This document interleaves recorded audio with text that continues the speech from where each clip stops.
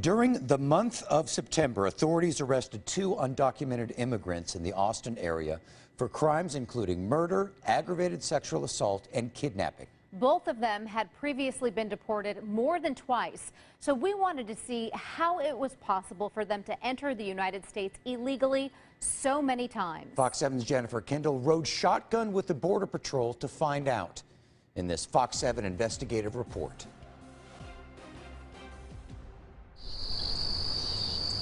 $1,254 miles. That's how much land in Texas the Border Patrol must secure every single day. Yes, McAllen Station, where we're going, is actually the busiest area in the whole country for illegal entries, and I can take you to the exact spot where they come in. During fiscal year 2016, which ended September 30th, Border Patrol agents in the Rio Grande Valley sector apprehended about 500 undocumented immigrants per day. It's been like a group, and then maybe 5 minutes later another group, and then half an hour later you'll see another one. Within minutes of driving down this private road along the Rio Grande River, we pull up to a woman and child who just crossed illegally into the United States.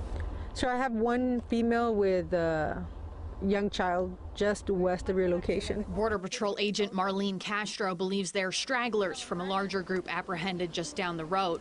But that's not the story she's given. It's one of those things that you learn from talking to people and stuff. She came alone. She paid 100 pesos just to cross the river. Everything else she did on her own, which I doubted. Nellie says she and her 1-year-old son Joshua were assaulted by gang members in Honduras. That's why they decided to make the dangerous trek to the United States to stay with her cousin's husband in Florida. Their journey funded by Nellie's brother, who she says lives in Denver.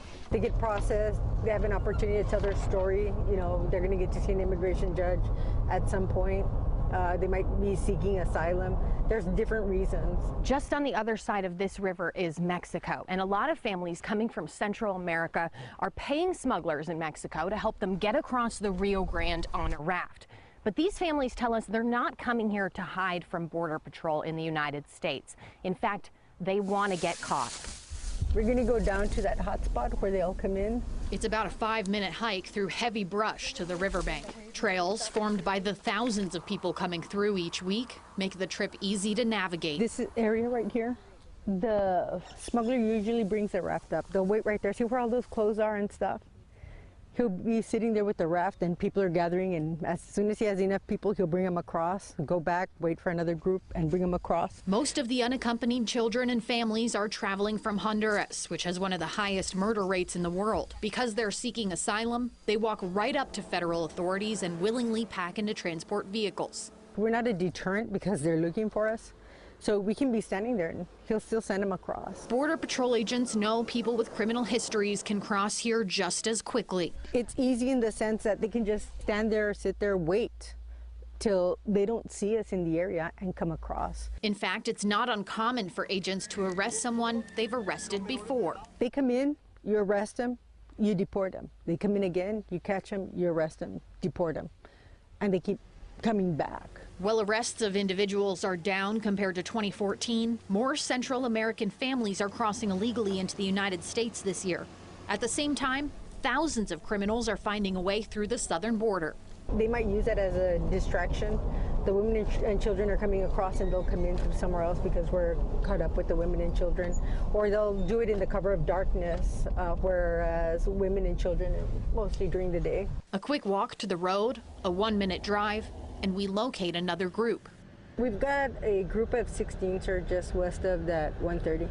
Again, family units, all but one from Honduras. This time, there are also a handful of unaccompanied minors. Most say they paid about $8,500 to smugglers in order to escape gang violence in their home countries. All of them raised their hands when asked if they wanted to be apprehended. There you go. They said yes because security is important to them. After they're loaded into transport vans, they're taken here, a temporary holding facility in McAllen. 740 people are currently staying in this building, 214 of them children who crossed by themselves. Here they have access to food, water, bathrooms, toiletries, and a safe place to sleep. It's already a better way of life than the one they left behind. He said the gangs in El Salvador are running not just the neighborhoods, but the city and the police department, that he found out that even the police officers are asking for asylum. And he said, if the police officers are scared, what chance do we have? But the price they paid to get here is hard to forget. He said that the journey is very dangerous. There's lots of risks involved. And I asked him if there were any incidents or something that he wanted to talk about. He goes, I was separated from my wife. He doesn't know where she is. Many make the trip knowing they will be subjected to violence, hoping their sacrifices will pay off. He did see that if you're alone, whether you're male or female, there are risks involved, and it's more dangerous, the women getting raped and the men being assaulted. Agent Castro says the number of undocumented immigrants increased from 2015 to 2016. And in the first 3 weeks of fiscal year 2017, it jumped another 63%. Of course, those numbers only include the people that have been apprehended. We don't know how many have come through, and I can't even begin to give you an estimate or a more or less. We know we don't catch everything. It's a problem that isn't going away. We all need to come together and find a solution. There is a solution somewhere, but we all have to be able to sit down and talk. Until they find the answer, Border Patrol agents will be driving up and down the 1,254-mile stretch of the Texas-Mexico border. Ma'am, I have three minors. Putting their lives on the line to keep criminals out and save the thousands who risked it all to find a better life in the United States. In McAllen, Jennifer Kendall, Fox 7 News. The Department of Homeland Security estimates that each year from 2004 to 2014, an average of 24,000 undocumented immigrants were granted asylum in the United States. During that same time, 387,000 people were deported annually.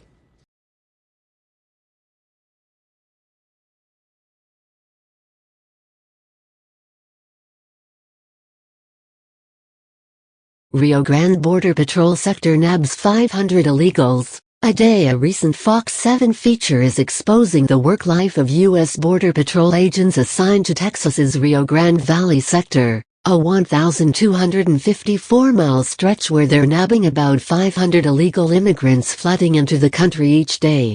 Supervisory Border Patrol agent Marlene Castro told the news site the traffic crossing the Rio Grande River from Mexico is unrelenting and impossible to contain, despite the fact that most border jumpers willingly comply with officers.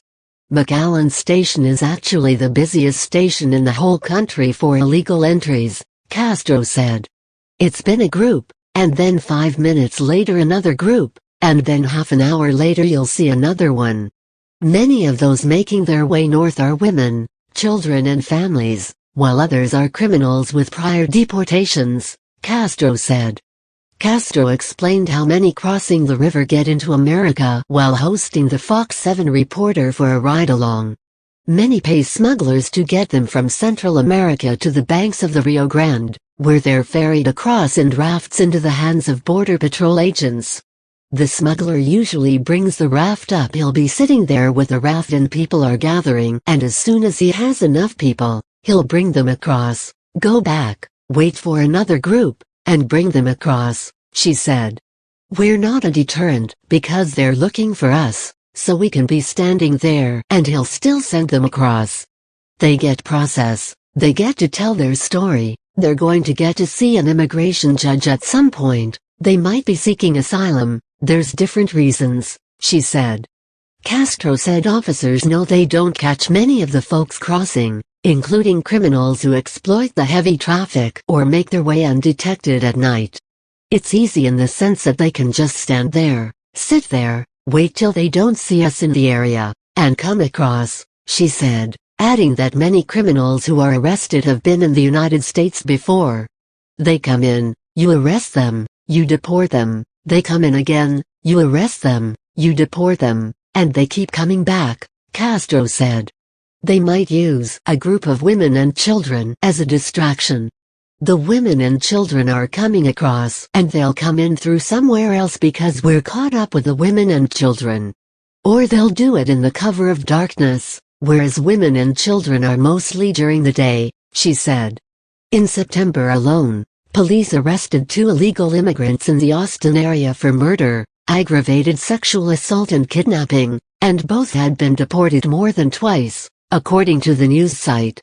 Castro took Fox 7 to a temporary holding facility in McAllen, Texas that's currently housing 740 illegal immigrants, including 214 children who crossed alone, where Castro shared the stories of several immigrants who fled violence in Honduras, or gangs in El Salvador. One immigrant told Castro gangs have overrun his city in El Salvador, and he was separated from his wife along the journey to America, and he no longer knows where she is. He did see that if you're alone, whether you're male or female, there are risks involved. And it's more dangerous. The women getting raped and the men being assaulted, Castro said. Illegal border crossings are up 63% for the first 3 weeks of fiscal year 2017, continuing an increase last year over 2015, though Castro was quick to point out the figures only reflect the people picked up by officers. We don't know how many have come through, and I can't even begin to give you an estimate or a more or less, she said. We know we don't catch everything. Comments are closed.